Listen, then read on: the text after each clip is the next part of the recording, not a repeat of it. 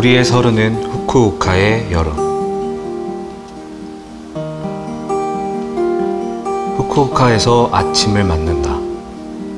역과 역 사이에 강이 흐른다. 예정된 비가 온다. 하루 안에 이틀치의 비가 오고 있다. 오롯이 젖은 사람과 앞으로 젖을 일밖에 없는 사람과 젖는다는 이미지에 젖어든 사람과 젖지 않아도 비극에 젖어가는 사람과 젖지 않아서 불안한 사람과 자기만은 젖지 않을 줄 아는 사람에게 공통적으로 먹구름이 드리워 있다. 차양 밑에서 우산을 펼친다. 우산 아래에 온몸을 감춘다. 몸은 벌어진 것과 다름없어 보인다. 비에 대한 예보가 전해지기도 전부터 강은 수위를 높인다. 어딘가에 두고 와 잃어버린 우산이 있다. 너, 나 할 것 없이 모두가 그랬다. 잃어버린 우산은 전부 멀쩡했지만 거리에서나 도보 어딘가에서 예기치 않게 발견된 우산은 빠짐없이 망가져 있었다. 신발은 멍든다. 비가 멎더라도 그 사실은 유효하다. 그럴 만한 시간이 부족해도 말을 바꿔도 젖게 된다. 우리의 서른은 후쿠오카의 여름으로 환전된다. 나는 미리 와 있다. 사람은 오지 않는다. 비는 오고 있다. 신호를 기다린다. 아무도 선을 넘지 않는다.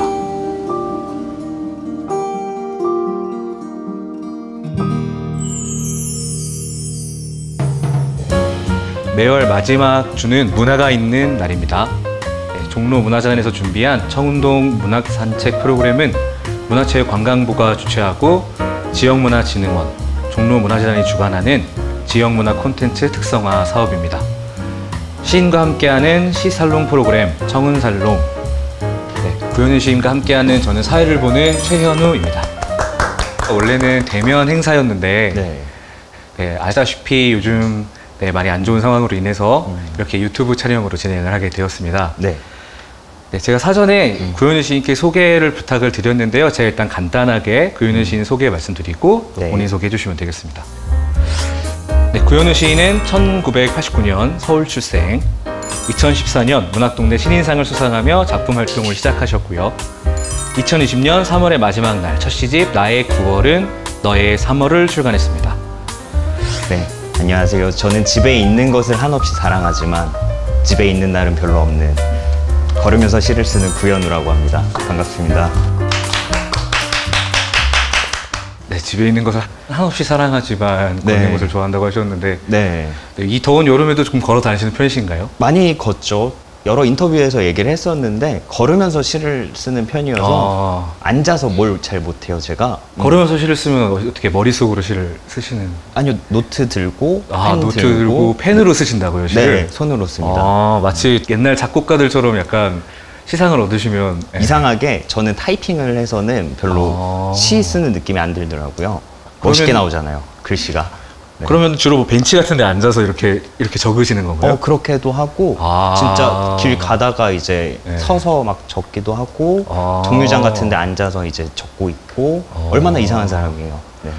저는 오히려 글씨를 쓰면 이게 내 생각의 속도를 못 따라가잖아요. 그래가지고 이렇게 타이핑을 치는 것을 더 좋아하는 편이긴 한데 이게 신기하네요. 사람마다 이 쓰는 속도가 있으니까 저한테는 이 속도가 제일 맞는 편이더라고요. 상당히 독특한데 구현우 시인께서는 지금 제가 알기로는 은평구 쪽에 살고 계시는 걸로 알고 있는데. 네, 맞습니다. 가까우시잖아요. 저희 이웃 사촌이죠. 가까운 데에 살고 있어가지고 아마 돌아다니면 구현우 시인을 볼 수 있는 경우도 있지 않을까 싶긴 하네요. 제가 상당히 자주 출몰합니다. 주로 어디에 출몰하세요? 제가 그리고 산책을 되게 좋아해요. 돌아다니는 걸 상당히 좋아해서 네. 연신내까지도 그냥 걸어갔다 오고요. 꽤 거리가 먼데요. 뭐 갔다 오면 한 2시간 조금 넘게 걸리긴 하는데 네. 그 정도 걷고 아니면 반대로 이제 홍대 마포대교 뭐 이런 데까지도 걷고 이런 걸 좋아합니다. 근데 네. 요즘은 좀 자제하고 있어요. 아무래도 네, 시기가 시기이니만큼. 네. 네.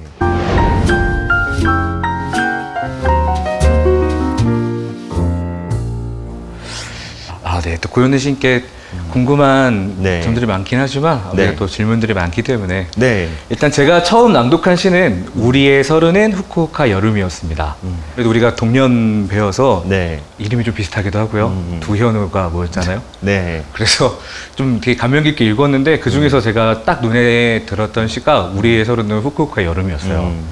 제가 이 시를 가져오게 된 이유가 이번 고현우 씨과의 대화는 서른으로 가자. 서른 즈음에로 네. 가자. 오늘 컨셉. 네, 서른 즈음에로 가자라는 컨셉을 갖고 왔는데 네.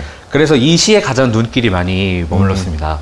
그 중에서도 신발은 멍든다 비가 멎더라도 그 사실은 유효하다. 이 문장이 전 좋더라고요. 감사합니다. 비가 비가 내리면 제가 신발이 젖는 걸 되게 싫어하거든요. 그래서 비가 올 때는 주로 안 돌아다니는 편인데 네. 신발이 이게 물에 젖으면 안 좋은 신발 혹시 신어보셨죠? 많죠. 물이 네. 빠져가지고 양말에 물들고 막 발가락에 물들기도 하고. 그렇죠. 힘들죠. 네, 그러면서 아직 발이 먹는 것처럼 프로딩인데 그 생각이 나서 물론 이 시는 조금 더 고급진 내용과 전혀 고급지지 의미를 않아요. 네, 담은 것 같지만 네. 어쨌든 이제 그 생각도 좀 나면서 이게 어떤 또 20대를 지나온 서른이라는 나이대 갖고 있는 감수성이 아닌가 그런 생각이 들었는데요. 네. 어떻게 제 낭독 괜찮으셨나요? 저보다 훨씬 잘 읽으시는데요. 그래요? 제 시인데 제가 잘 못 읽고 제가 다음엔 최현우 시인의 시를 네네. 최현우 시인보다 잘 읽게 연습해 보겠습니다. 기대하겠습니다. 네. 점수 매겨도 되나요? 저는 그럼 오늘 80점 드리겠습니다. 80점인가요? 네, 20점 연습해와.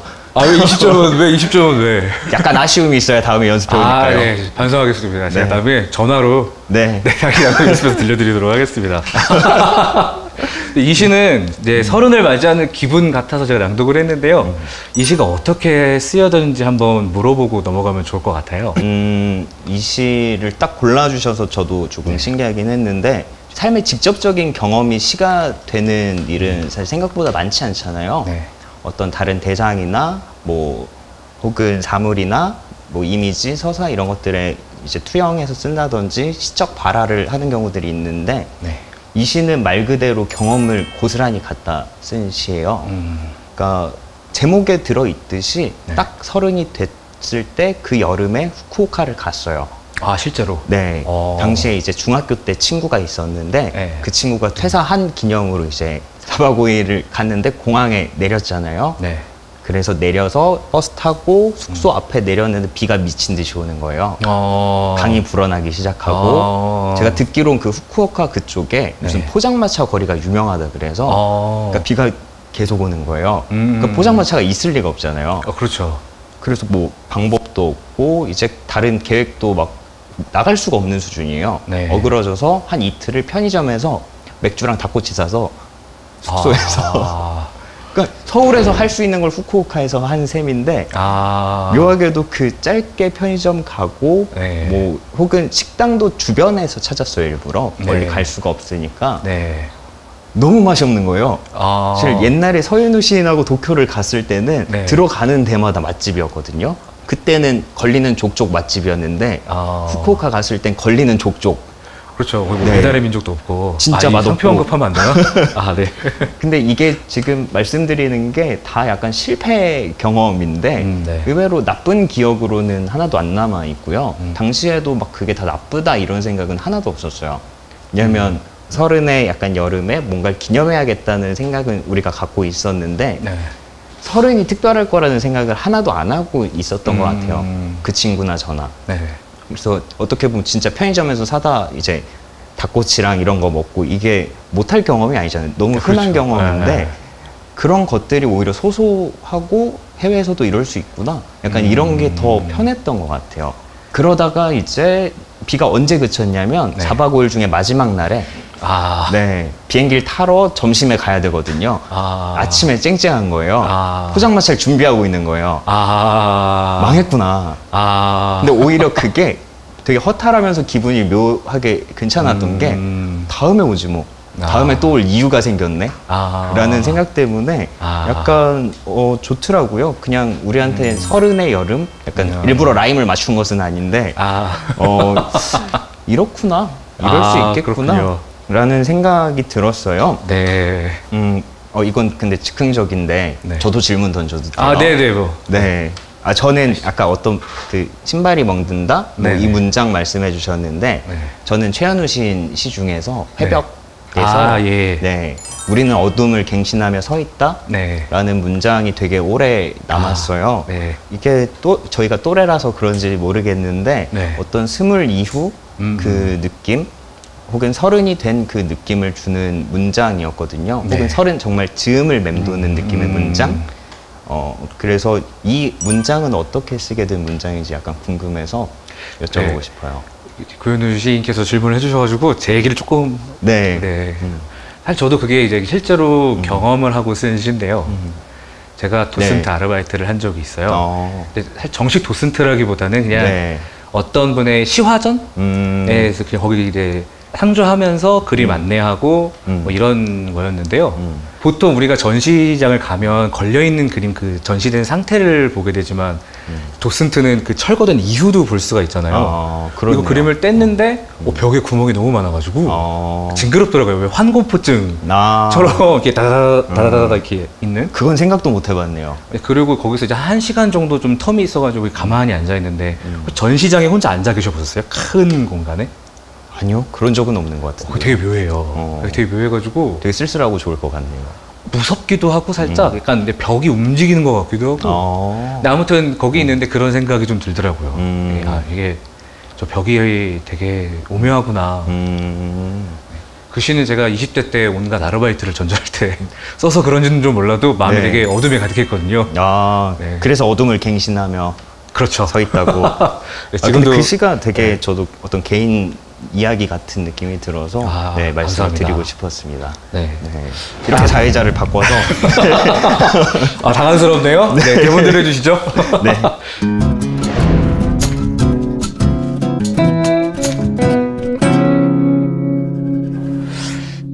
이제 고현우 시인께서는 시를 쓰시면서 또 이제 작사가로도 활동을 하고 계시잖아요. 네. 시와 노래 이렇게 어떻게 보면은 비슷하면서도 또 좀 다를 것 같은데 이 두 경로를 같이 걷게 된 좀 계기나 그런 생활의 애환 같은 것도 좀 여쭤볼 수 있으면 어쨌든 노래도 창작을 하셔야 되고 시도 창작을 하셔야 되는 거잖아요. 창작의 고통 같은 것도 좀 두 배가 아닐까 한번 여쭤볼 수 있을지 궁금합니다. 막 이런 어떤 행사들을 할 때면 혹은 인터뷰를 할 때면 시인으로 불러놨는데 작사 얘기를 하는 게 되게 죄송한가 봐요.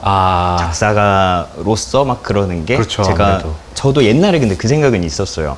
이름을 따로 한 이유가 있는데 라고 생각을 했는데 지금은 별로 그렇게 생각하진 않는 게 결과적으로는 그 둘 다 저란 한 사람이기 때문에 이름을 따로 했다는 건 이제 고현우라는 이름이 작사가는 필명이시고 그리고 이제 구태우라는 본명으로 작사가로 활동하고 계신 거죠. 하고 있으니까 이제는 뭐 숨길 것도 없죠. 아는 사람은 다 알고 있기 때문에 그러려니 생각을 하고요. 시작은 음악이었어요. 그러니까 제가 그 한 중학교 3학년, 고등학교 1학년 때부터 밴드에서 이제 베이스를 쳤었는데 밴드를 해보신 분들은 아시잖아요. 거기에서 이제 가장 큰 욕망은 자작곡을 만드는 거예요. 그렇죠. 자기 노래 만들고 싶은 거. 그래서 어찌어찌 막 뚝딱뚝딱 해서 멜로디랑 리듬이랑 이런 것들을 만들어 놨어요. 가사를 죽어도 못 쓰겠는 거예요. 어떻게 쓰지? 뭐야, 어떻게 써야지 이제 가사가 되지? 라고 생각을 했는데 당시에 이 17살의 구태우의 머리로는 음유시인이란 단어가 있으니까 가사와 시는 거의 비슷한 게 아닌가.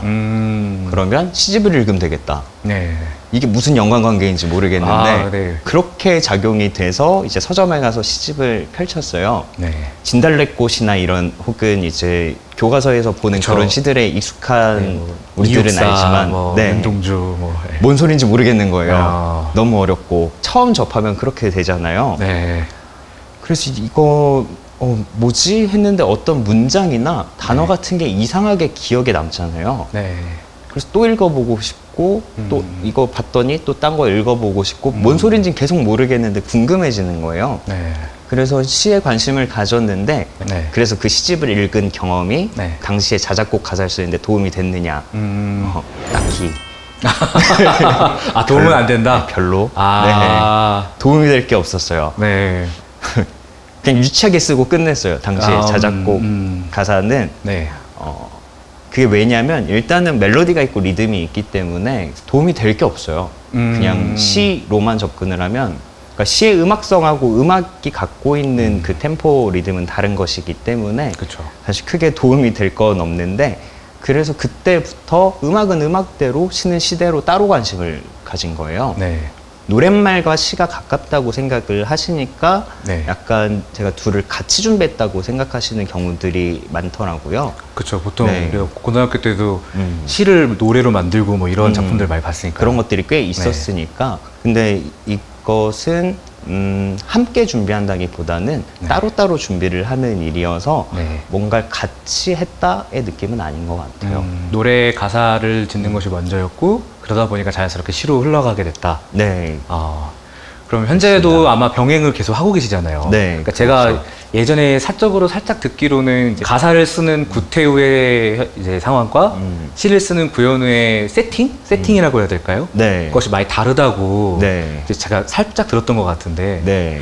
혹시 많이 어떤 모습에서 그런 점들이 좀 다른지, 쓰는 모습이나 아까 시 같은 경우는 거리를 걸어가시면서 이제 수첩에다가 쓴다고 하셨는데 마치 랭보처럼 그런데 가사 같은 경우도 그러면 길을 가사가 또 이렇게 떠오르면 이거는 가사로 써야겠다 하고 쓰시는 편인가요? 메모는 해두는데요. 그러니까 시는 1차 그 초고 자체를 네. 아예 노트에 거의 다 써요. 네. 쓰고 타이핑만 해도 되는 수준으로 만들어 놓는데 네. 가사 같은 경우는 네. 그게 거의 불가능해요. 그러니까 어떤 펀치라인 같은 거.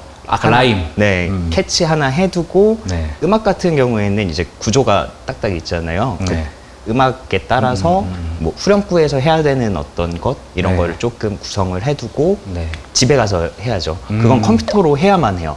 스피커가 있고 장비가 있고 그렇기 때문에 그거는 컴퓨터로 해야 되고, 또 하나 차이는 시는 술을 한 잔이라도 마시면 절대 안 쓰는데. 반대 아닌가요? 원래 시를 그래요? 마실 때 술을 먹고 쓰지 않나요, 보통? 아니요. 그래요? 네. 술을 마시고는 시 절대 안 씁니다. 네. 작사는 음주 상태에서. 그 상태에서 좀 많이 하는 편이에요. 네. 왜냐면 먹고 돼요. 약간 그 감정이 터져 나와야 되는 순간이 있잖아요. 그렇죠. 음악에서. 네. 그럴 때 잘 돼요. 아까도 일본 후쿠오카 가셔가지고 4박 5일 중에 네. 4일을 술을 드시고 작사도 치중에 그렇죠. 하시고, 또 제가 알기로는 이 시집에 이제 위스키의 네. 이름이 나오는 시가 하나 있는 걸로 알고 있는데 술을 네. 참 좋아하시나 봐요? 좋아하는데 네. 이러니까 되게 알코올릭 느낌이 나는데 네. 시 제목도 알코올릭이 하나 있잖아요? 네. 네. 그 정도는 아니에요. 사실 지금도 가끔 이제 술을 마시고 작사를 하는 경우가 있다지. 네. 술을 먹고 항상 작사를 하면은 저희 일주일에 6일 마셔야 돼요. 6일을. 이 음악 작업은 거의 매일 있기 때문에. 네. 제가 또 한 가지 궁금한 게 생겼는데요. 네. 이제 시 같은 경우는 온전하게 시인 혼자서 1부터 100까지를 하는 작업이라면, 네. 이제 곡 작업 같은 경우는 본인이 이제 남이 작곡한 음악의 작사를 하기도 하잖아요. 네. 거기서 좀 어려움은 없나요? 어려움보다는 네. 재밌는 게 저는 훨씬 많은 것 같아요. 나 오히려. 왜냐면 이 엔터테인먼트마다 다르고, 그리고 엔터테인먼트 안에 아티스트마다도 굉장히 색깔이 다르잖아요. 네. 단적으로 말씀드리면 엑소와 슈퍼주니어와 NCT는 네. 다 다른 말을 쓸 수밖에 없어요. 아, 쏘리쏘리를 엑소가 할 수는 없는 거예요. 그렇죠. 네. 그건 할 수 없죠. 그건 있을 수가 없어요. 있을 수 없는 네. 일이죠. 큰일 나요. 그리고 벌스 이런 데를 약간 랩으로 채운다 하면 NCT예요. 그쪽은 이제 랩 메이킹을 하는 그 친구들이 있기 때문에 네. 그런 것이 가능해서 오히려 재밌는 게 있죠. 왜냐면 아티스트가 정해지고 트랙이 있으면 네.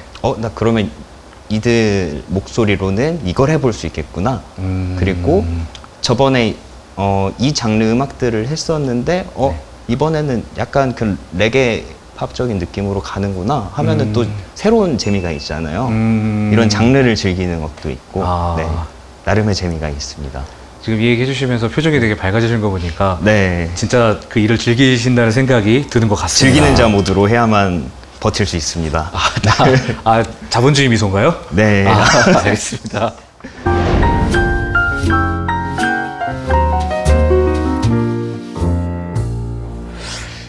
네, 첫 시집을 내기까지 네, 조금 시간이 오래 걸리신 것으로 알고 있어요. 이게 시간이 오래 걸렸다는 건 보통 이제 시인들이 첫 시집을 내는 평균적인 시간을 말하는 거겠죠. 그거보다 네. 조금 더 걸렸다라고 말할 수 있을 것 같기도 한데 어떻게 보면은 이제 한 6년 만이죠.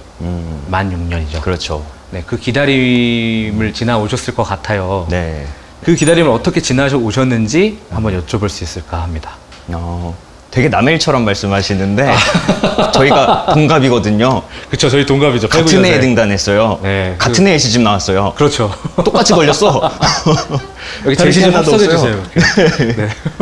그래서 완전히 아마 똑같이 이해하실 거라고 생각합니다. 이 기다림에 대해서는. 네. 네. 사실 제가 이 질문을 드렸던 이유가 네. 이 첫 시집을 준비하면서 저도 온갖 그 스펙트럼을 경험하게 되잖아요. 네. 첫 시집을 내고 나니까 다 도움이 됐다라는 어떤 취지에서 좀 질문을 드렸었던 네. 것이라서 그 기다림이 또 시인들에게도 중요한 의미이기도 하고. 그렇죠. 네. 시집을 기다린다? 사실 저는 그냥 냅두는 편인데요. 네. 그러니까 뭐냐면 저는 별로 초조함을 크게 느끼는 성격은 아니에요. 네. 그러니까 사람 자체가 되게 무디고 느리고 이런 편이라 네. 그냥 언젠간 나오겠지 뭐 약간 이 마인드가 있는데 네. 그래도 조금 마음이 편하지 않은 때는 있잖아요. 네. 그럴 때도 어떻게 그 시간이 금방 흘러갔냐면 네.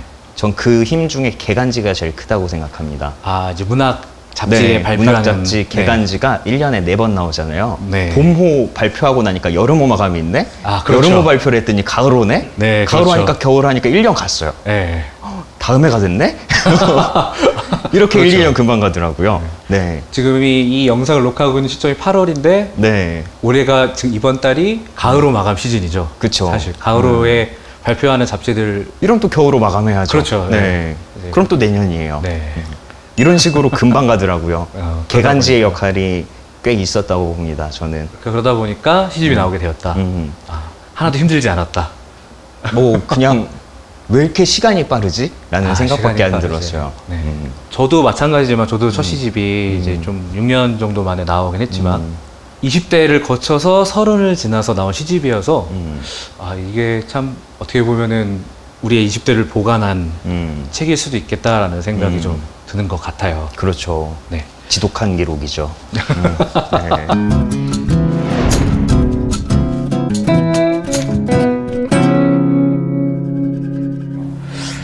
저희가 원래 이 행사를 기획하면서 약간 낭독회의 성격을 가져가려고 했었어요. 그래서 저희가 영상이나마 이 집에서 혹은 이제 개인적인 공간에서 이 영상을 시청하고 계실 독자분들을 위해서 시인의 육성으로 한번 시를 낭독해보면 어떨까, 들려드리면 어떨까라는 생각이 들어서 저희가 사전에 두세 편 정도 시를 부탁드렸습니다. 저는 무서운 소설을 읽은 다음이라는 시하고 네. 번역이라는 시를 네. 가져왔어요. 네. 가져왔다기엔 그냥 여기 들어있어요. 아, 네.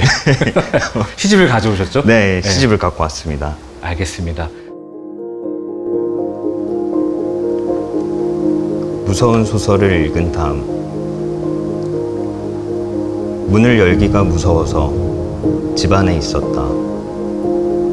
무서운 사람은 없었는데 무서운 사건이 벌어지는 소설이었고 무거운 마음이 되어 긴 소파에 앉았다. TV를 켰다.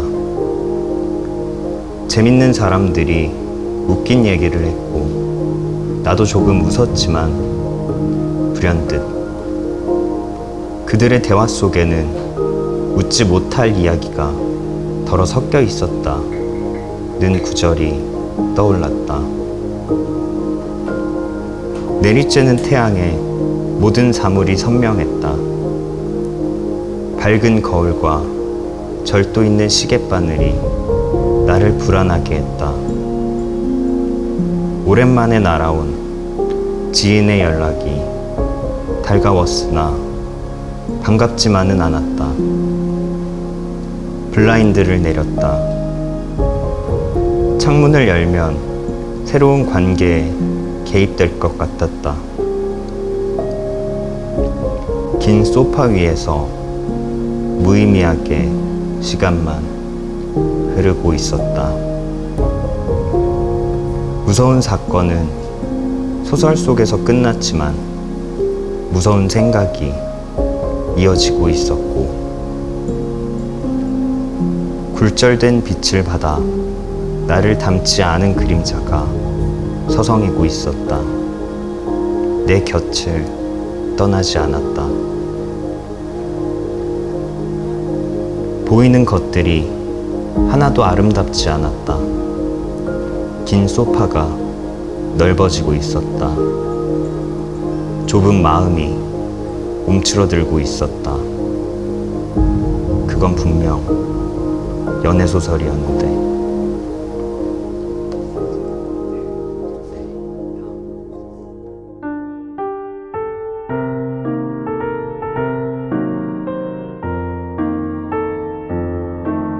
번역. 갤러리에서 너와 나는 하나의 그림에 사로잡힌다.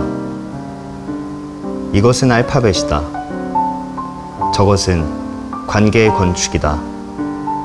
그것은 연애소설이다. 뒤에서 들려오는데, 배경에는 바위와 나무와 하늘이 있다. 각양각색의 사람이 있다.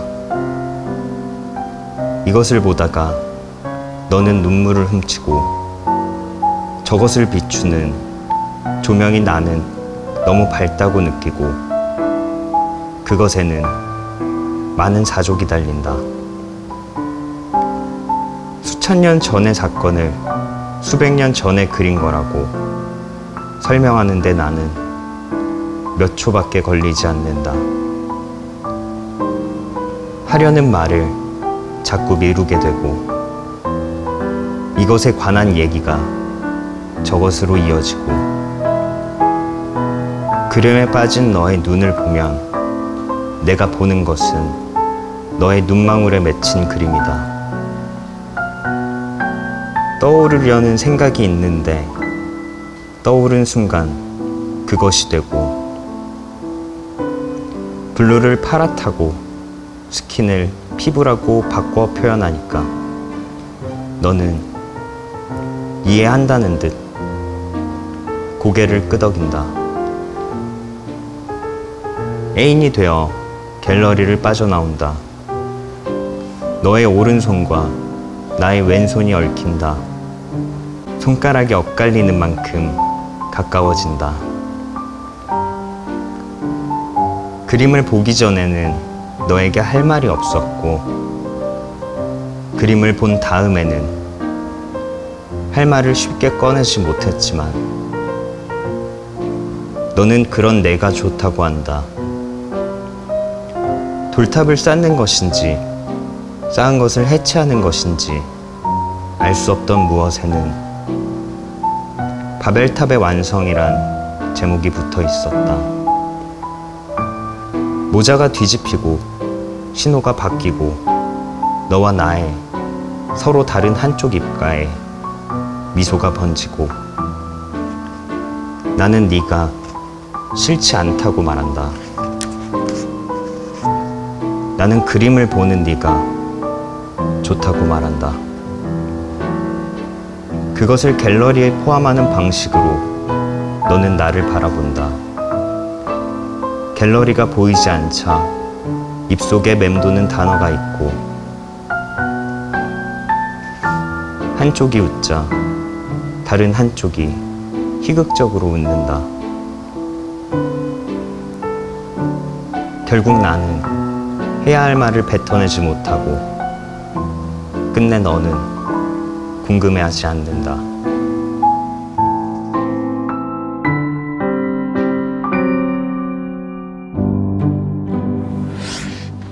네, 잘 들었습니다. 네, 네. 감사합니다. 무서운 소설을 읽은 다음 네. 번역 두 시 낭독해 주셨는데요. 네. 이 두 시를 어떻게 낭독 선정해 주셨는지. 저는 지금 읽으면서 처음 알았습니다. 네. 이 두 시에 다 연애 소설이라는 그러니까요. 단어가 저도 읽고 들어있다는 걸. 연애하고 싶어서 이거 두 시를 낭독하셨나? 이 저의 생각이 좀 무의식에 드는데요. 있나? 라고 네. 생각을 했는데, 네. 그것보다는 사실 무서운 소설을 읽는다는 같은 경우는 지금 시대적인 상황하고 좀 맞물리는 느낌이 있는 것 같아서, 그래서 일단은 한번 같이 이 장면을 나누고 싶다는 생각을 했고요. 왜냐면 무서운 소설로 그치지 않는 어떤 무서움인 거잖아요. 네. 네, 그런 것들 때문에 가져와 봤고, 네. 번역은 뭐 그냥 말로 계속 쌓일 수밖에 없는 어떤 노예 같은 것들을 뭐 그냥 지금 이유를 만들어 보자고 하니까 약간 이런 식으로 말이 나오는데 뭐 시가 다 그렇죠, 사실. 두 시를 연달아 읽으시길래 네. 이게 연애 소설 연작이구나. 네. 전혀 생각하지 않았어요. 좀 생각하신 것 같은데? 진짜 생각을 하나도 그래요? 안 했어요. 왜냐면 요즘- 쓴 시기도 비슷하진 않기 때문에. 네. 제가 이 시집 중에서도 번역이라는 시를 되게 좋아하는데 네. 이 시 중에 보면은 너와 나가 나오면서 이제 연인으로 추측되는 너와 나가 나오면서 한 그림을 보고 그 나오는 과정까지의 어떤 그런 게 풍경이 그려지는데 또 아까 갤러리 말씀하셨는데 그렇죠. 마침 네. 네. 저도 전시 보는 걸 좀 좋아하는 편인데 네. 그 전시장에 가면은 주는 그 묘한 느낌 있잖아요. 네. 모든 사람이 조용하게 이제 그림을 하나하나 순서대로 보거나 하면서 속삭이거나 그래서 한 그림 앞에 설 때마다 하나하나씩의 방이 있는 것 같다는 느낌을 저는 많이 받아서 최고의 데이트 장소구나. 내밀한 얘기들도 할 수 있을 것 같고 공통적인 주제도 생기고 그래서 저는 이 시를 읽고 이거는 분명히 누군가 함께 갔다. 네. 저는 근데 개인적으로는 별로 데이트 장소를 좋아하지 않습니다. 갤러리를. 왜 안 좋아하시죠? 속도가 안 맞아요. 속도요? 제가 엄청 천천히 보거든요. 그림을. 그러니까 보고 이제 약간 네. 생각이 많아지는지 좀 오래 봐요. 그러니까 답답하잖아요. 그쵸. 그래서 누구랑 같이 가는 거 자체를 별로 안 좋아해요. 혼자 가서 전시를. 그러니까 한 3시간 걸려도 반밖에 못 봐요. 전체 전시에. 전시가 막 크지 않아도. 그러니까 그때도 꼭 시 쓰듯이 노트랑 펜을 갖고 가요. 네, 말씀 들어보니까 정말 네. 천상 시인 같다는 생각이 좀 들면서. 별로 그렇게 살고 있지도 않은데 뭔가 네. 생각이 많아지는 공간이 있잖아요. 네. 저한테 좀 갤러리가 그런 장소인 것 같아요. 네, 이 영상을 이제 보고 계시는 분들도 좀 궁금하겠지만 이제 현대 시인들, 젊은 시인들의 시집들을 좀 보면은 이 전시회장이나 그런 것들이 시적인 배경으로 많이 등장하는 경우가 많은 것 같아요. 많죠. 영화관도 많이 네. 나오고 뭐 어떤 장소들이 있죠. 그렇죠. 네. 그것들이 다 어떻게 보면은 일종의 도시와 연관된 장소라는 생각이 조금 들면서 또 이 시집의 특징 중에 하나가 막 여러 가지 외국의 풍경들도 좀 나오게 되고 그러니까 공간과 장소에 대한 생각들이 많이 들어가 있다는 좀 생각이 드는데 네. 일단 그 질문도 드릴 건데 앞서서 한 가지 좀 궁금했던 게 시집의 제목이 네. 나의 9월은 너의 3월 이 제목이 되게 독특하잖아요. 네. 그래서 이런 제목을 어떻게 결정하게 되셨는지 네, 그 질문 살짝 드리고 짧게 답변해 주시면. 이 제목은 네. 제가 시집 제목을 찾질 못해서 네. 거의 비슷하지 않을까요? 김민정 시인께서 이제 많이 읽어주시면서 네. 제안을 주셨어요. 네. 전 이런 구절이 있는지도 몰랐어요. 대부분 그렇지 않아요?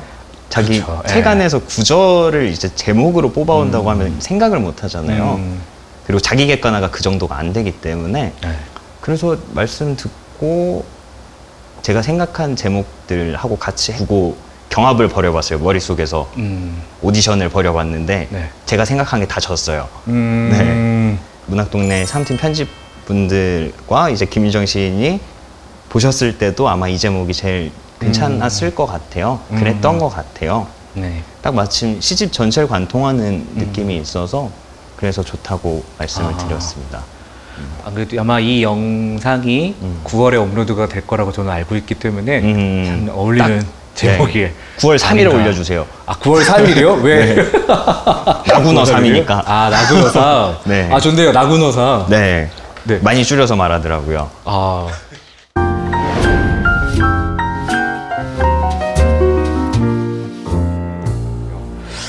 제목을 제가 여쭤본 이유가 첫 네. 시집이 사실 시인한테 개인적인 의미도 굉장히 남다른 책일 것 같아요. 첫 시집이라는 게. 그렇죠. 어떻게 보면은 이 시집의 부모 혹은 뭐 어떤 이 시집을 만든 사람으로서 부여했었던, 그리고 이 시집이 출간되고 나서 또 나한테 다가오는 의미 같은 것들이 조금 있을 것 같아요.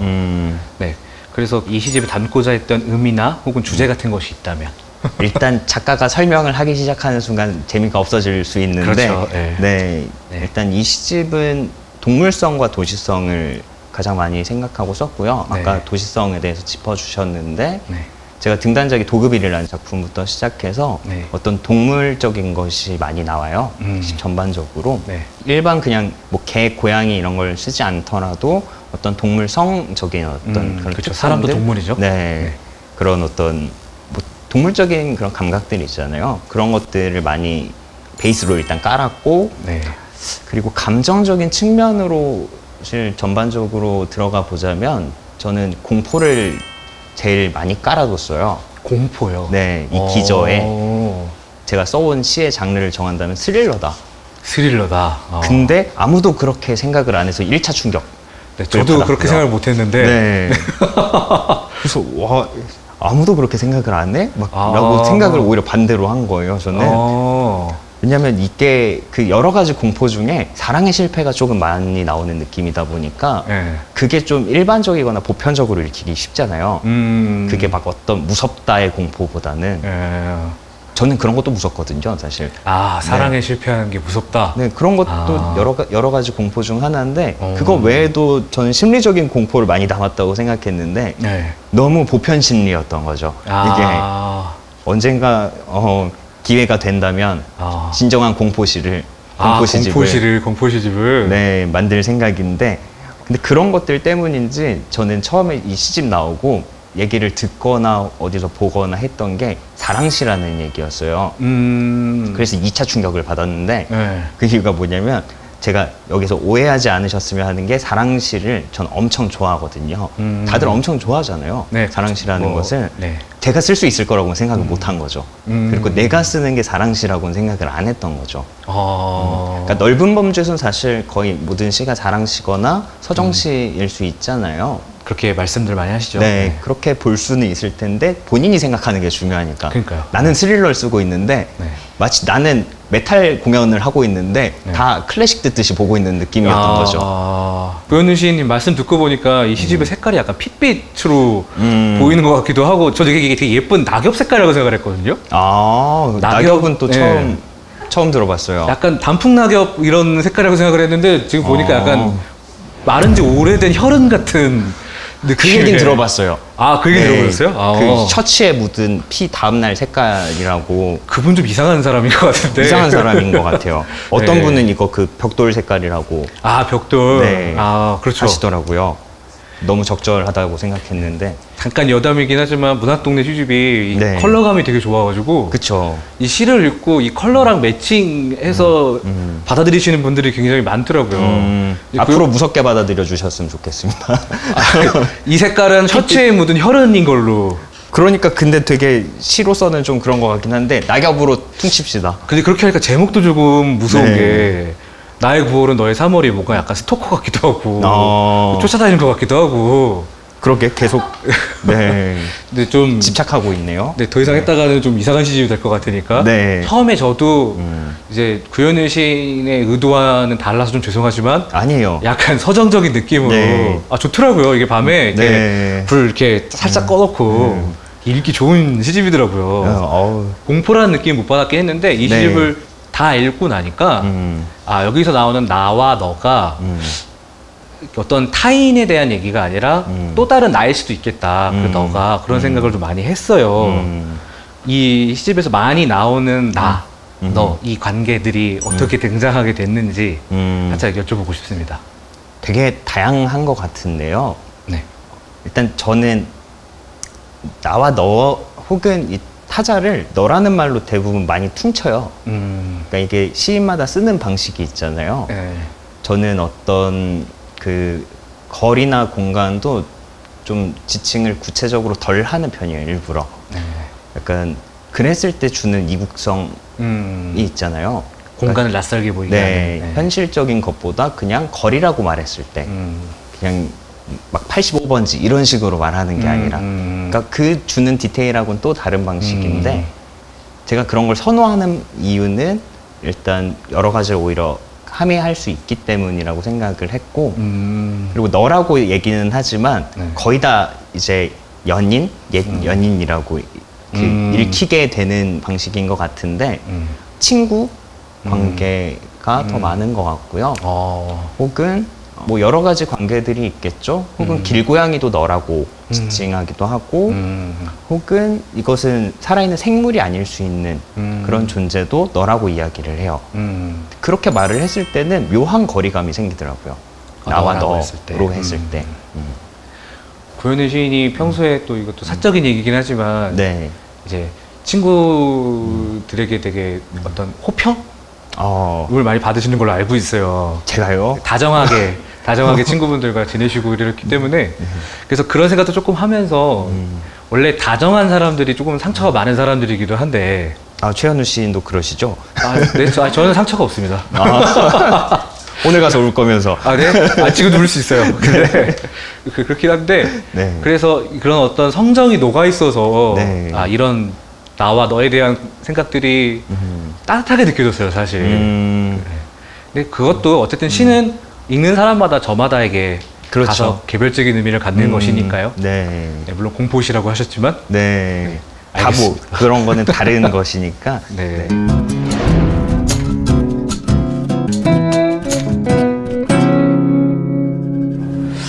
네, 시집에서 그 거리감 얘기도 하셨고 공간감 이런 얘기도 많이 하셔가지고 보면은 방도 엄청 나와요, 이 시집에. 장난 아니더라고요. 네, 아까도 맨 처음 서두에 방에 집에 있는 걸 좋아하지만 뭐 네, 뭐 이렇게 말씀도 하셨는데 최현우 시인도 그 시집 묶고 나서 그러셨을 거 아니에요. 뭐 이런 단어가 이렇게 많이 나와? 묶어놓고 보니까 알게 되는. 저도 방이 좀 나오는데 네. 그러니까 이게 저도 적지 않게 나오죠. 네, 이 질문을 그래서 여쭤보고 싶었던 건데 네. 내가 정말 히키코모리였구나.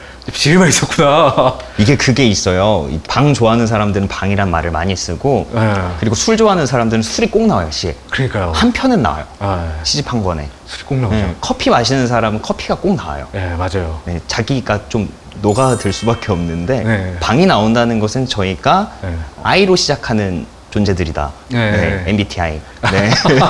그렇게 볼 수 있겠죠. 혹시 MBTI가 어떻게 되세요? INFP인데 거의 비슷하지 INFP요? 않아요? 네. 저도 인프피예요. 네. INFP. 네. 시인들 중에 인프피가 많더라고요. 이거 전국에 별로 없다 그랬는데 다 제가 만나고 있어요. 이걸 조사를 한번 해봤어요. 진짜로 실제로 만나는 사람마다 너 MBTI가 뭐냐 근데 모른다 그러면 그 약식 검사지가 있거든요.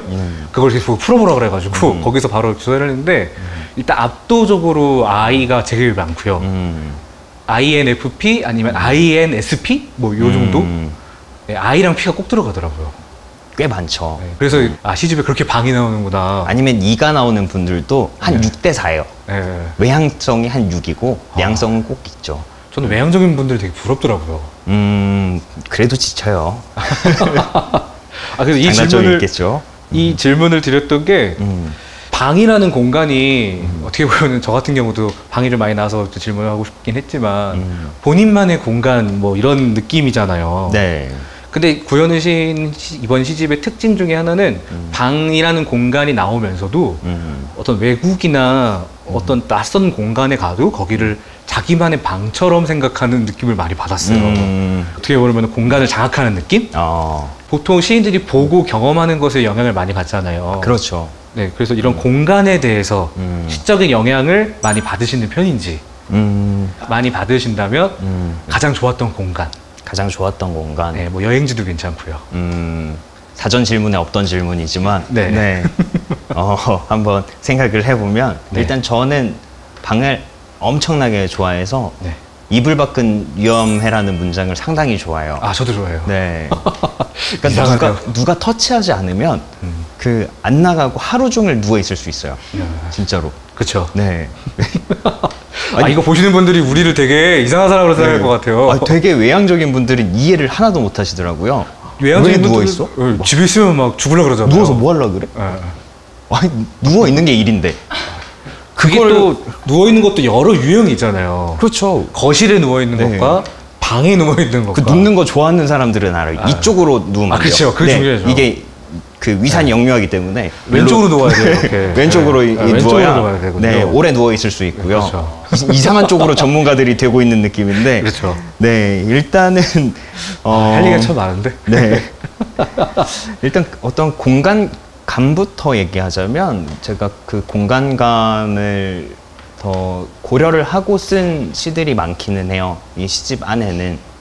왜냐면 그 이유가 이 첫 시집을 쓸 때 시를 제가 쓰는 방식이 구조적으로 축조해 나가는 방식을 많이 썼기 때문에 이제 연가리가 돼 있고 그렇잖아요. 맞아요. 그런 방식도 저는 건축물을 쌓아 올리는 방식을 주로 썼기 때문에 그래서 공간감이 느껴지는 방식이지 않았을까라고 저는 생각을 하고요. 네.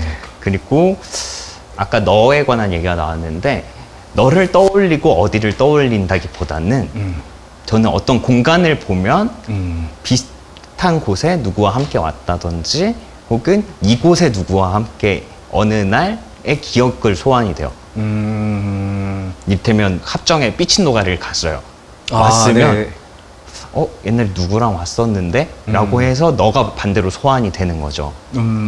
그래서 저는 공간을 보고 먼저 그런 것들을 생각을 하는 편이지 어떤 사람을 보고 이미지나 이런 걸 떠올리진 않는 것 같아요.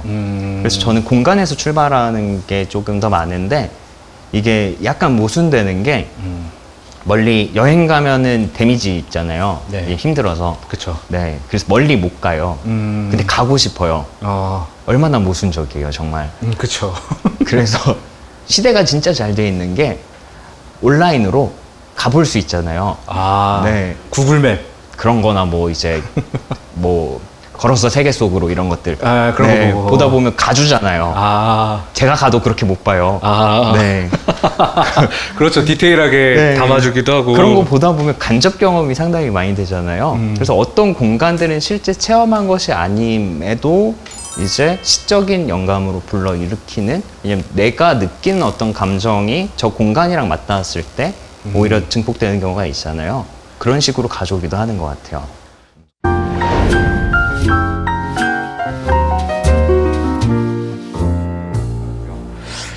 이제 구현우 시인의 히트작이라고 얘기해도 될까요? 이런 표현이 좀 어떨지 모르겠는데 SNS 검색하면 제일 많이 나오는.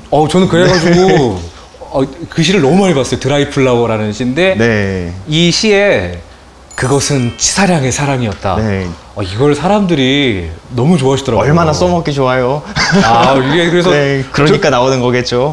짧기 조금 짧은 것 같기도 하고. 네. 그래가지고 사실 이렇게 한 문장은 아닌데 이 시가. 그러니까 한 문장만 이 돌아다니죠. 문장만 딱 보고 나면은 약간 옛날 드라마에서 정우성이 할 것 같은 느낌의 문장이긴 한데 사실은 네. 시의 맥락에서 보면 조금 다른 얘기긴 한데 네. 또 이 드라이 플라워라는 시 때문에 제가 이 질문을 드리게 된 건데 네.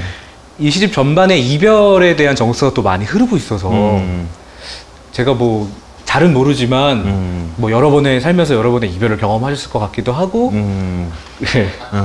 꼭 그 얘기를 해달라는 건 아니고요. 네. 그 얘기를 해달라는 건 아니고 그래서 이런 정서들이 어디서 시작됐는지 해달라 그러면 카메라 끄고 갈 거예요, 잠깐. 네. 혼자 지내신 지 얼마나 되셨죠? 모든 것은 노코멘트 하겠습니다. 알겠습니다. 네, 어디서 시작된 건지 한번 묻고 싶습니다. 이별의 정서. 네. 네. 일단 이별 얘기가 시집에 되게 많은 것이 뭔가 되게 이뤄지고 이런 어떤 사랑 얘기만 쓰면 얼마나 좋겠냐마는 네. 저도 이걸 다 그냥 이별이라고 생각은 별로 안 해봤어요. 그것보다는 이제 사람과 사람 간의 어떤 시차 거리감 약간 이렇게만 생각을 하고 있었는데 제가 그 집 근처에 자주 가던 카페 사장님한테 이 시집을 선물로 드렸어요. 네. 드렸더니 한 열흘 후에 다 읽으셨다고 하시면서 저한테 궁금한 게 하나 있다고 하시더라고요. 연애하다가 그렇게 많이 헤어졌냐고. 그렇다니까요. 이 시집이 약간. 네. 제가 그래서 이 시집의 시가 63편인데 네. 반만 헤어져도 31번 헤어진 건데 아니, 이게 말이 되겠냐라고 했는데 이게 뭐 그래요. 연애 스타일에 따라서는 그런 분들도 있을 수 있겠죠. 네. 31번을 헤어지시려면 지금 네. 나이가 31살인 걸로 알고 계는데. 그렇죠. 태어날 때부터 이별을 네. 하셔야, 네. 1년마다 그 그 뭐 1년에 한 번씩 이별한다. 네. 그게 돼야 되는데 네. 뭐 아무튼 저는 절대 그런 스타일이 아니기 때문에 네. 근데 아까 말씀드린 것처럼 연인으로 읽히긴 쉽지만 친구 혹은 가족, 친밀한 어떤 관계들 아니면 친밀하지 않아도 나와 인연이 있었던 관계들로 생각하면 더 편할 것 같고요. 네. 제가 깔아둔 그 공포 중에 가장 큰 것은 사실은 인간관계예요. 그냥 친구라고 말하기보다는 모든 종류의 인간관계가 되게 어렵잖아요. 나 자신하고도 친해지기가 그렇죠. 힘든데 네. 다른 사람은 하물며 더 그렇잖아요. 네. 여러 가지 이제 생각이 드는 게 저도 일단 누구를 만나고 집에 돌아가면 그 생각을 해요. 되게 자책하고 나 오늘 잘못한 거 없나? 실수한 거 없나? 이 생각으로 이제 계속 생각을 해요. 근데 사람이 그렇잖아요. 생각을 하면 생각의 끝은 부정이라고 무조건 안 좋은 쪽으로만 생각이 흐르게 돼요. 그래서 나는 이미 저 사람은 나를 안 좋게 볼 거야 라는 생각으로 흘러가 있어요. 근데 사실은 그 정도의 일은 거의 없잖아요. 세상에는. 근데 이 시집에 굳이 담겨 있는 것들이 어떤 것이 있냐면 그 일반적인 헤어짐 이후 그거를 혼자서 견디면서 겪는 어떤 생각들 그런 것들이 저한테는 공포로 다가왔기 때문에 아까 말씀드린 그 공포가 내재되어 있다고 생각을 하고요. 물론 이제 심리적으로 거의 죽는 수준의 공포로 찾아올 수도 있겠죠. 네. 인간관계는 그런 것들이 많이 담겨서 이별의 정서라고 말할 수 있는 것들이 있는 게 아닐까라는 생각이 듭니다. 권희 시인이 말씀 들어보니까 그 네. 공포감이 사실은 잘해주고 싶거나 어떤 다정하고 싶거나 그런 관계를 맺어 나가고 싶은 어떤 부담감 같은 걸로도 읽힐 수 있겠다. 그런 그렇죠. 걸 또 워낙 많이 느끼시는 타입이라서. 네, 저와 비슷한 어떤 그 콤플렉스 있잖아요. 착한 사람 콤플렉스 같은 거. 그렇죠. 누군가한테 좋은 다 사람이 되고 싶은. 그런 게 이제 네. 그럴 필요도 없는데 그렇죠. 근데 생각이 많은 분들이 적지 않다고 생각을 해요. 그런 식으로. 네. 이 대답과 연결해서 제가 보통은 물론 모두가 그렇게 생각하진 않겠지만 뭐 시인들이 보통 시를 쓸 때 이 시는 어떤 사람들이 읽었으면 좋겠다라고 생각을 하고 쓰시는 분들도 계시다고 하더라고요. 네. 저 같은 경우도 그런데 아, 정말요? 그러니까 저 같은 경우는 약간 네. 되게 무형의 어떤 독자를 상상하고 썼던 것 같아요. 첫 시집을 만들 때는. 근데 그게 지금 생각해 보니까 나랑 닮은 사람이더라고요. 나 같은 사람. 저도 그 구현이 시인께서 말씀하신 아까 그거에 좀 공감이 돼서 어떤 사람들이 읽으면 좋을까라고 제가 질문을 드려보고 싶었는데 이 답변을 들으니까 네. 구현우 시인님 같은 분들이 읽으면 참 좋은 시집이겠다라는 생각이 좀 드는 것 저도 같아요. 약간 이거도 준비를 해온 대답이 있었는데 네, 하시죠. 똑같아요. 지금 말씀하신 거랑 뭐냐면 어떤 사람을 들을지는 상상은 못 해봤지만 굳이 이것들을 더 깊게 읽는 분들이 있다면 생각이 많은 분들일 것 같아요. 어떤 인간관계에 대해서 조금 더 생각을 해서 고통을 받는 그럴 때 이런 것이 어떤 위로가 되는 게 아니라 이런 인간이 하나 더 있다 로 생각을 하실 수 있지 않을까. 네. 네. 그게 또 위로가 될 수도 있으니까. 네. 네. 어떻게. 참 대답이 훈훈한데 아까 저희가 이거 피 색깔이라고 해가 하는 바람에 낙엽 색깔. 네. 정정하겠습니다. 벽돌 네. 색깔, 네. 낙엽 색깔. 따뜻한 색깔로 가봅시다. 네. 벽난로 색깔. 다 해보죠. 슬기로운 시인 생활. 네, 제가 작은 코너인데요. 슬기로운 시인 생활이라는 코너를 준비를 했어요. 이 코너는 시인이 요즘 즐기고 있거나 혹은 뭐 오래 해온 취미가 계시다거나 혹은 관심 두고 있는 어떤 사회적인 현상이나 영화, 노래 뭐 다 괜찮은 건데요. 이걸 소개해주는 자유롭게 독자분들께 소개해주는 코너입니다. 보통 독자분들이 그런 걸 되게 궁금하시더라고요. 시인들은 시 안 쓸 때 뭐하고 사는지. 네, 그 질문, 궁금증을 잠시나마 해소시켜 줄 수 있는 네, 질문을 드려보는 건데요. 제가 사전에 말씀을 드려서 네. 네, 어떤 취미나 이런 게 있으면 소개해달라고 말씀을 드렸습니다. 네. 되게 어려운데. 네. 왜냐면 제 오래된 목표 중 하나가 취미를 찾는 거예요. 저는 취미가 다 일이 됐잖아요. 아, 그렇죠. 즐기던 것들이. 네. 그러니까 슬기로운 직업 생활을 하고 있는데 되게 힘든 것이죠. 이제 그래서 어떻게 저는 즐기냐면 네. 씻으다가 보면은 시험 기간 이제 닥치면 청소가 잘 되잖아요. 네. 정리가 잘 되고. 네. 씻으다 보면 씻기 싫어서 음악을 하고 싶어요. 음악 하다 보면은 너무 시간 쓰고 싶어. 약간 이런 식으로 도피를 하는데 취미는 아직도 찾고 있는 것 같아요. 그래도 요즘 조금 이제 취미라고 즐기는 거가 있다면 제가 그 프로로는 지금 작사 쪽을 하고 있잖아요. 네. 근데 이제 곡을 만드는 이제 트랙 쓰는 이 작업이 네. 되게 흥미롭더라고요. 뭔가 웃긴 모양인데 표정을 보니까. 지금 아까 대답이랑 다 연결해서 생각을 해보면 걸어다니면서 시 쓰고 집에 가서는 작사하고 집에만 있고 막 취미도 없고 술만 좋아하는 되게 안 될 사람이네. 그러니까 좀 걱정이 되긴 하지만 뭐 집에 이제 장비를 다 사놨어요. 그래서 스피커랑 키보드랑 뭐 어떤 미디 장비 그래서 그런 거 이제 집에서 연주하고 만들고 그게 제일 재밌는 것 같아요. 지금은 제가 목이 어제보다 좀 더 톤이 왔다 갔다 하는 이유가 집에서 노래 부르느라. 노래도 지금 녹음을 하세요? 네. 지금 시대는 어차피 노래방을 가기도 힘들잖아요. 그렇죠. 저의 즐거움 중 하나는 MR 같은 거 이제 따서 그 이제 집에서 코인 노래방을 하시는군요. 그 뭐 이제 그 DAW에 얹어서 MR 있으니까 해서 레코딩 누르고 하면 그게 또 그렇게 재밌어요. 목소리 갖고 놀고 막 못 불러도 괜찮아요. 노래를 못 불러도 기계의 힘을 조금 믿고 기계를 열심히 공부하고 있어요. 기계를. 그러면 좀 나아질 것 같아요. 노래 연습 안 해요, 전. 기계 연습. 기계 연습. 아니 제가 오토튠 이런 거. 구현우 시인과 노래방을 한번 같이 가본 적이 있는데 그때 예전에 한번 간 적 있잖아요. 제가 이제 제 피셜이긴 하지만 구현우 시인이 되게 수준급 래퍼이기 때문에 한번 나중에 언젠가 기회가 된다면 옆에 수준급 가수께서 말씀을 해주시니까 둘이 이러고 있으면 안 됩니다. 진짜 못 봐주겠다, 진짜. MC고. 부끄럽다, 진짜. 죄송합니다. 죄송합니다. 알겠습니다. 구현우 시인께서 어떻게 지내고 계시는지 짧게 한번 들어봤고요. 짧게 얘기해봤죠. 된 거죠? 랩을 할 수는 없잖아요? 그렇죠. 랩을 시키고 싶은데 그러면 안 될 것 같아서. 그렇죠. 그거는 괴롭힘이에요. 알겠습니다.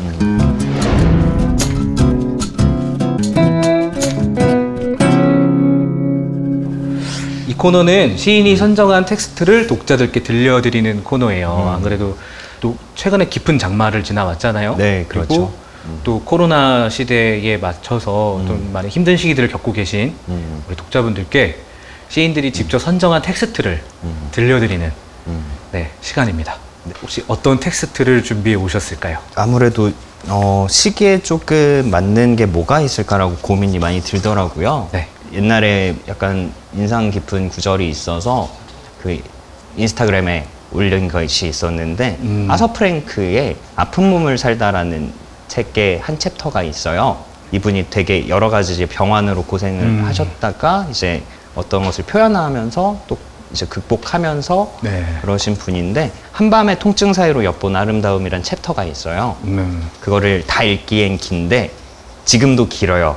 그나마 조금 저희가 함께 읽어봤으면 좋겠는 부분을 발췌해서 갖고 왔거든요.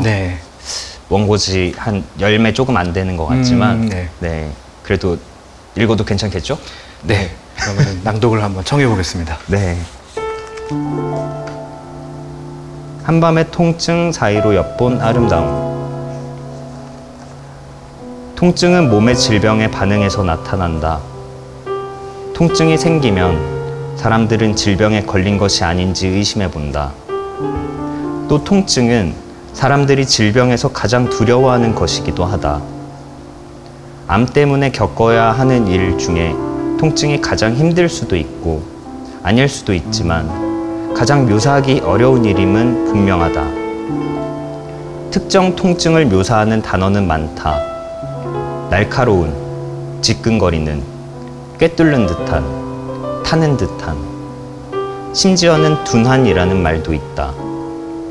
하지만 이 단어들이 통증 경험을 묘사하지는 못한다.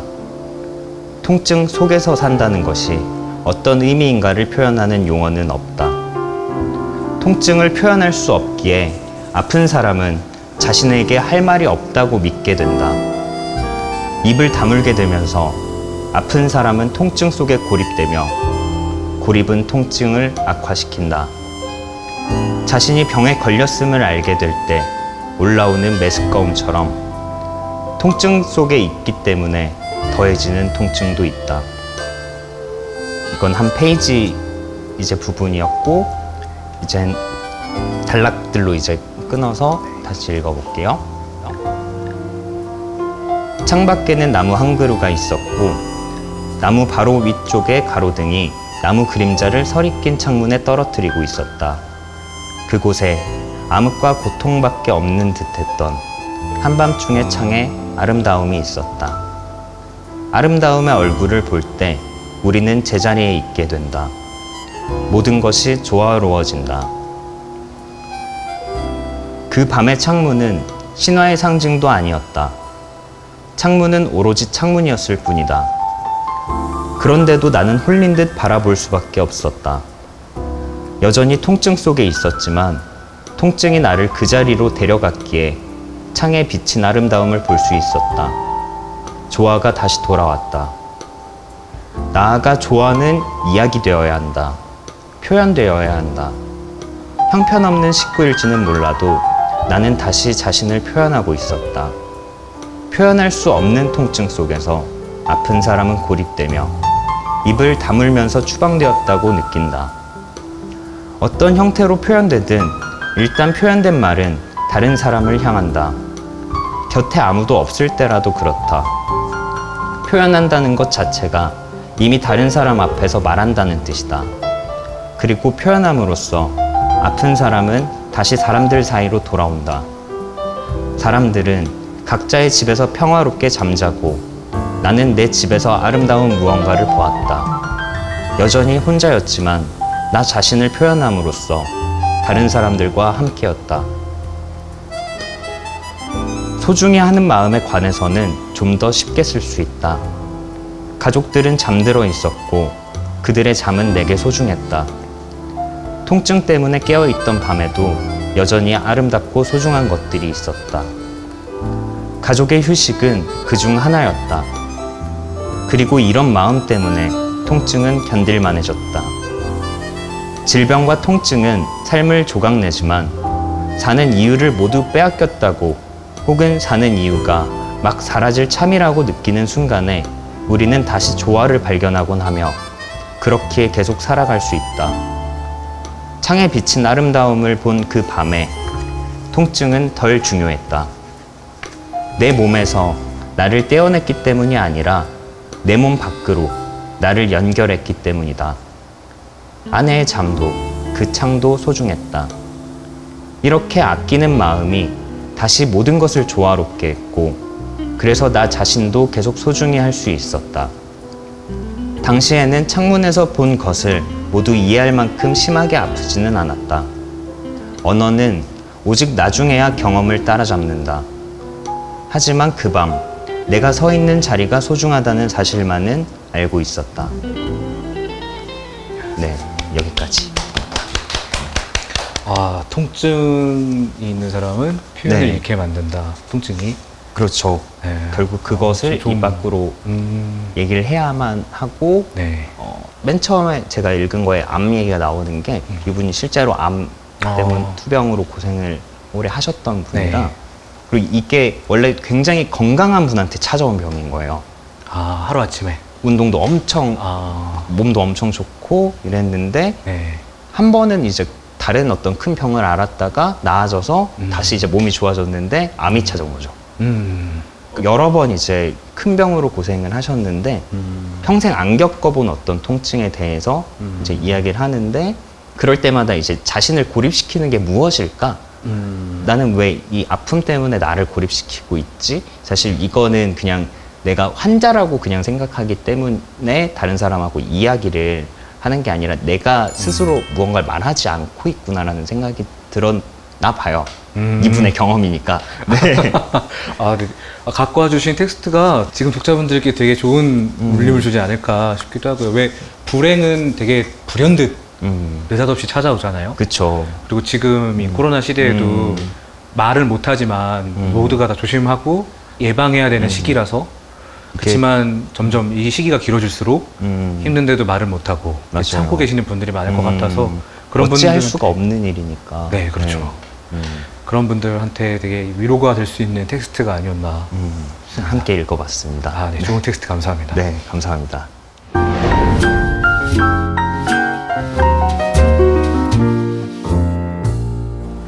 네, 또 시간이 좀 많이 지나서 네. 저희가 준비했던 것들이 다 마치게 됐어요. 네.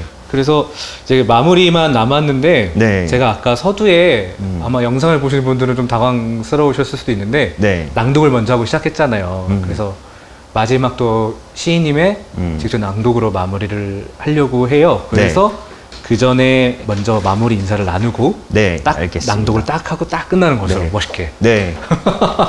라디오 마지막 엔딩송처럼 네, 낭독으로 끝내는 겁니다. 좋습니다. 컨셉 이해하셨죠? 네네. 네. 그럼요. 알겠습니다.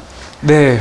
아쉽지만 뭐 여기 독자분들과 함께 계셨다면 독자분들이 궁금하셨던 점들도 같이 나누고 했으면 참 더 유익했을 것 같은데 네, 그렇죠. 이제 비대면 행사라서 그냥 이제 넘어가야 될 것 같습니다.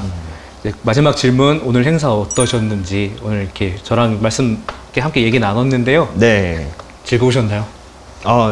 즐거웠습니다. 정말 이 공간을 꽉 채워서 이제 많은 분들을 뵈면 좋았겠지만 네. 어디서도 지금 그럴 수가 없는 시기다 보니까 네. 그 아쉬움을 뭐 누굴 탓할 수가 없잖아요. 네. 그래서 그냥 언젠가를 기약하면서 대신에 오늘 이 행사는 네. 이런 식으로 유튜브로 봐주시면서 네. 함께 한다는 마음으로 함께 해주시면 좋겠습니다. 네. 네. 일단 굉장히 즐겁게 네. 함께 했다고 생각합니다. 네, 저도 오늘 구현우 씨인가 이렇게 얘기 나눠보니까 대면 행사로 했으면 너무 재밌었겠다 라는 생각이 좀 들어서 아쉽긴 하지만 네, 아쉽긴 하지만 여기서 마무리를 드려야 될 것 같습니다.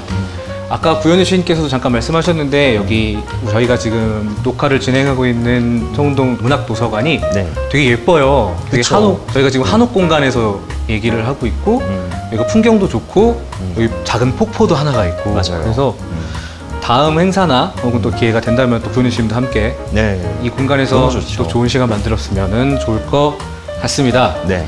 구현우 시인님과 함께한 청운동 문학산책 청운살롱 프로그램은 여기까지입니다. 네. 청운동 문학산책은 시문학을 주제로 매월 이달의 시인을 선정하고 시인과 함께하는 프로그램입니다. 네, 프로그램 정보는 종로문화재단 홈페이지와 SNS를 통해 확인하실 수 있으며 또 팟빵 채널에서는 시캐스트 시지오 프로그램도 많이 청취 부탁드리겠습니다. 자, 그럼 끝으로 독자분들에게 인사드리면서 마무리 드리겠습니다. 저는 시쓰는 최현우였고요. 저는 시쓰는 구현우였습니다. 네, 지금까지 시청해주셔서 감사합니다. 감사합니다.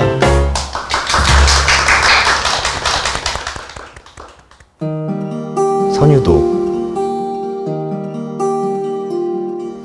창밖의 비를 좋아하지만 비에 젖는 건 조금도 좋아하지 않는 너에게 해주려고 한 얘기가 있어.